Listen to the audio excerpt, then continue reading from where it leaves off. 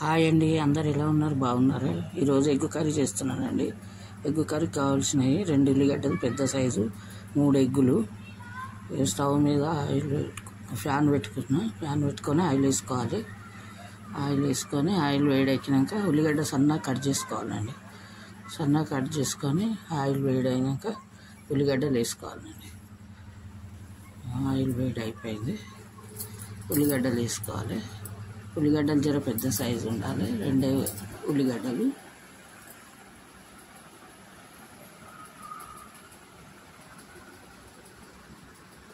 ఉల్లిగడ్డలు వేసుకొని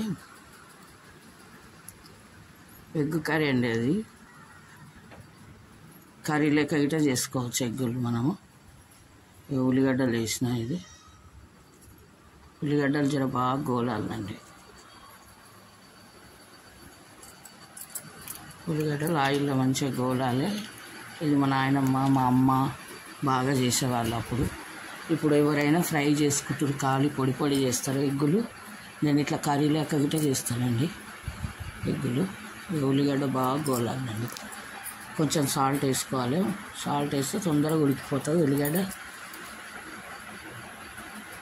కొంచెం సాల్ట్ వేసిన, పసుపు,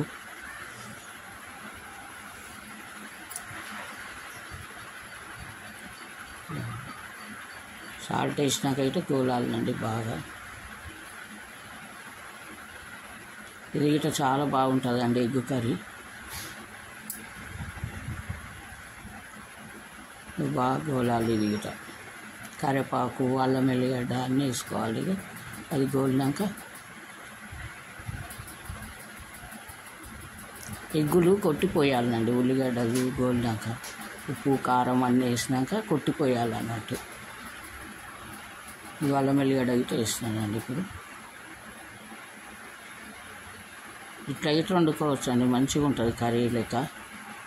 రైసులకు బాగానే ఉంటుంది, రొట్టెలకైనా బాగానే ఉంటుంది, చపాతీలకు, జొన్న రొట్టెలకు అన్నిటికీ బాగుంటుందండి ఇట్లా ఎగ్ కర్రీ.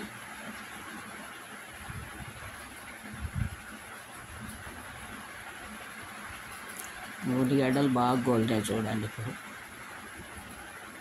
గోలిన తర్వాత కారం వేసుకోవాలి.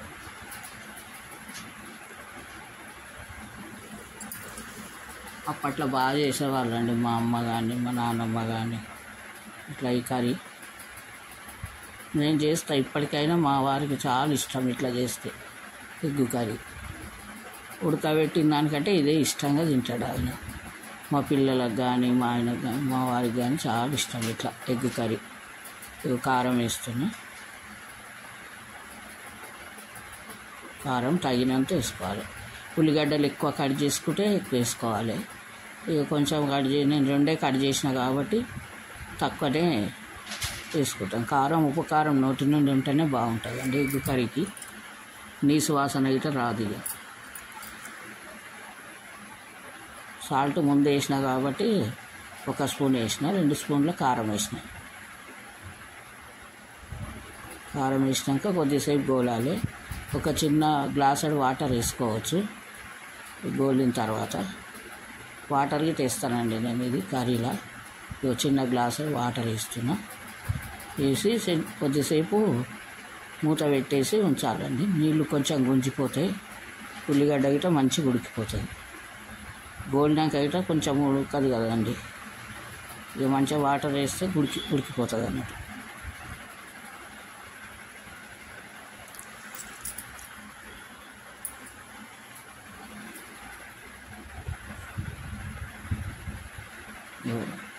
ఉడికిపోయిందండి. ఇప్పుడు వాటర్ గిట్ట గుంజుకపోతాయి, మొత్తం ఉండయి, అంత వాటరే ఉండదు అసలు. ఉడికిపోయిందండి. ఇప్పుడు ఉడికినాక ఎగ్గులు కొట్టిపోయాలి. ఇక కొంచెమే చేసినానండి, ఎక్కువ చేస్తే ఎక్కువ ఉల్లిగడ్డలు ఎగ్గులు గిట్ట చాలా పడతాయి.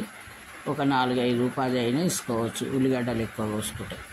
ఇప్పుడు నేను ఏమంటే మా ఇంట్లో అందరు బయటకు వెళ్ళిపోయారు, మేము ఇద్దరమే ఉన్నాం కాబట్టి 3 గుడ్లు కొట్టుకొస్తున్నా ఎగ్గులు.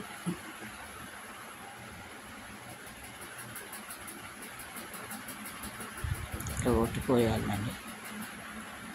కలపొద్దు అన్నట్టు, అట్లనే ఉంచేసేయాలి కొట్టి.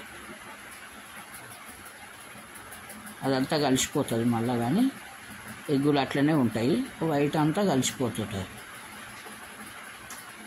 ఇట్లనే మూత పెట్టేసేయాలి.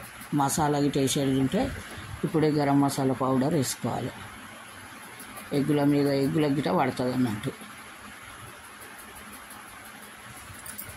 ఈ సువాసన గిట్ట ఉండదు అసలుగా గరం మసాలా పౌడర్ వేస్తే. ధనియాల పౌడర్ వేసుకోవచ్చు, గరం మసాలా పౌడర్ ఇవన్నీ వేసుకోవచ్చు. నేను గరం మసాలా వేసేసి మూత పెట్టేస్తానండి.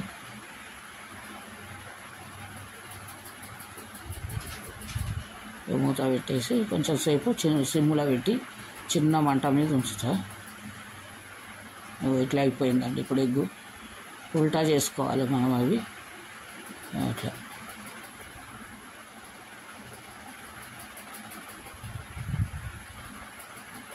అయిపోయిందండి ఇప్పుడు ఇట్లా.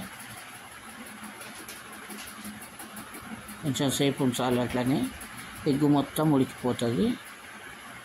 ఇట్లా పచ్చిగా ఉండదు అన్నట్టుగా, వాసన గిట రాదు, నీసు వాసన. కొద్దిసేపు అట్లనే సిమ్ములో ఉంచేసేయాలి.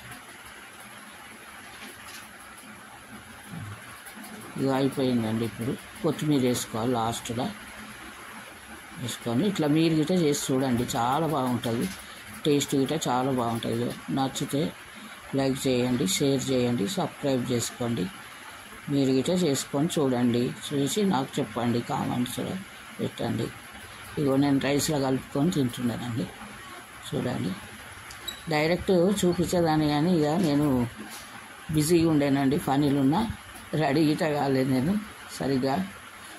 అందుకే ఇక నేను తిరిగి చూపిస్తున్నా. ఫేస్ చూపించేదాన్ని కానీ ఇక పనులుండి అడవిలో పని కాలేదు, బిజీగా ఉన్నాను. ఇక తినేటప్పుడు ఇది చూడండి, చాలా బాగా అవుతుంది ఇది. ఇట్లా ఎగ్గు మంచిగా ఉడికిపోతుంది. చేయండి, మీరు గిట్ట చేసి చూడండి ఇట్లా నాలాగా ఒకసారి.